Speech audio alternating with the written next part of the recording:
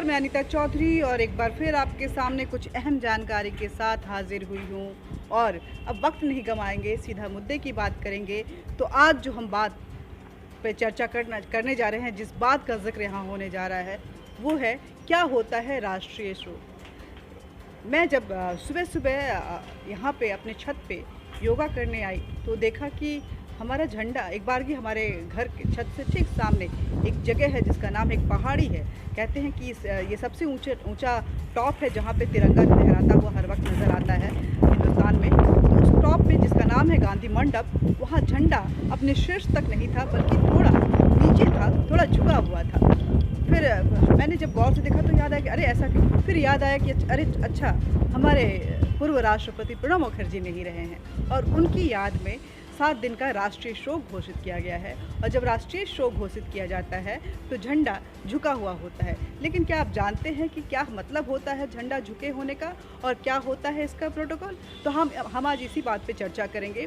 झंडा झुका होना मतलब झंडे की पोजीशन जो है, जब भी कभी राष्ट्रीय शोक डिक्लेयर की जाती है तो उस वक्त में सबसे पहले जो है वो झंडे को नीचा कर दिया जाता है, झुका दिया जाता है। जो पोजीशन होती है कुछ इस तरह से होती है। आपको मैं कैमरा घुमा के दिखा रही हूँ।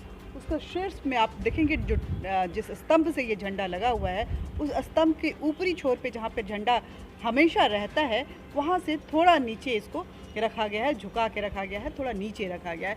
ये होता है मतलब। प्रोटोकॉल क्या कहता है? प्रोटोकॉल ये कहता है कि जब राष्ट्रीय शोक अगर डिक्लेयर होता है तो उस वक्त में झंडे की पोजीशन ये रहेगी। उस वक्त में कोई भी औपचारिक सरकारी कार्यक्रम नहीं होंगे, कोई भी मनोरंजन के या कुछ इस तरह के जो कार्यक्रम सरकार की तरफ से या उस राज्य की तरफ से होने हैं तो उसको स्थगित कर दिया जाएगा।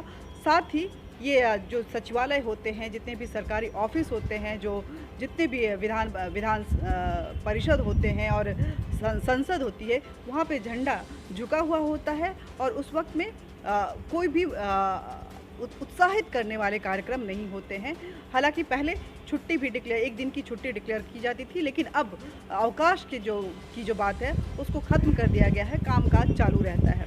लेकिन आपको ये भी बता दें कि पहले जो था सिर्फ हम इस देश के राष्ट्रपति, प्रधानमंत्री, पूर्व राष्ट्रपति और पूर्व प्रधानमंत्री के लिए राष्ट्रीय शोक की घोषणा होती थी। ये घोषणा केंद्र सरकार के केंद्र सरकार जो है वही करती थी और राष्ट्रपति के रिकमेंडेशन पे होता था, जो पूरे देश में लागू होता था। मतलब पूरा का पूरा अधिकार जो है वो केंद्र के पास होता था। लेकिन बदले हुए नियम के तहत अब राज्यों को भी अधिकार दे दिया गया है कि वो तय करें कि आखिर वो किसके लिए और क्यों राष्ट्रीय शोक की घोषणा करना चाहता है।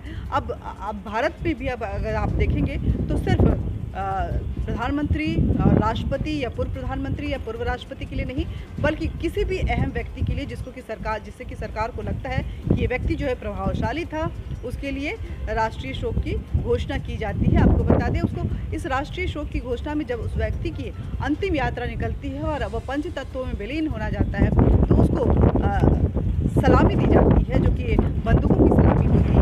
हालांकि बंदूकों की सलामी जो है वो श्रीदेवी को भी दी गई थी, वो कोई अहम पद में नहीं थी, लेकिन ऐसा सरकार को लगा क्योंकि वो बहुत ही लोकप्रिय थी, अपने दर्शकों के दिल में बसती थी, शायद इस वजह से उनको ये सलामी दी गई थी। हालांकि उस समय में राष्ट्रीय शोक इस तरह की झंडा झुकाने की बात नहीं सामने आई थी।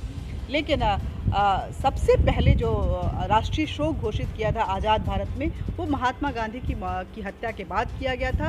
और अभी फ़िलहाल हम राष्ट्रीय शोक में हमारा देश जो है 7 दिनों के लिए चल रहा है, जिसमें प्रणब मुखर्जी हमारे पूर्व राष्ट्रपति, जिन्हें हम बड़े प्यार से प्रणब दा कहते थे, उनके लिए ये राष्ट्रीय शोक जो है घोषित किया गया है। और उस वक्त में झंडे की जो स्थिति है कुछ ऐसी है। और अगर हम देखें तो यह आपको ये यहीं भी नहीं मिलेगा, सिर्फ पूरे भारत में नहीं मिलेगा, पूरे भारत के सरकारी दफ्तरों में नहीं मिलेगा, बल्कि ये नियम जो है विदेशों में जितने भी एम्बेसीज और हाई कमीशंस हैं भारत के, उन पे भी लागू होता है। अपने देश के नियम का पालन करते हुए जितने भी एम्बेसीज हैं, हाई कमीशंस हैं भारत के, वहाँ भी अभी आप देखे जाएंगे या पता करेंगे तो ये झंडा कुछ इसी पोजीशन पोजीशन में हमारा तिरंगा नज़र आएगा।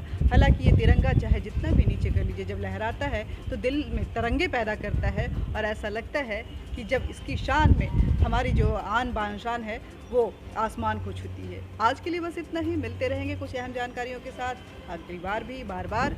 और लेकिन इसके लिए ज़रूरी है कि आप हमारे चैनल को सब्सक्राइब करें, साथ ही बेल बटन दबाएं और अपना विचार ज़रूर साझा करें। लाइक बटन ज़रूर दबाएं क्योंकि ये एनर्जाइजर होता है। Thank you very much.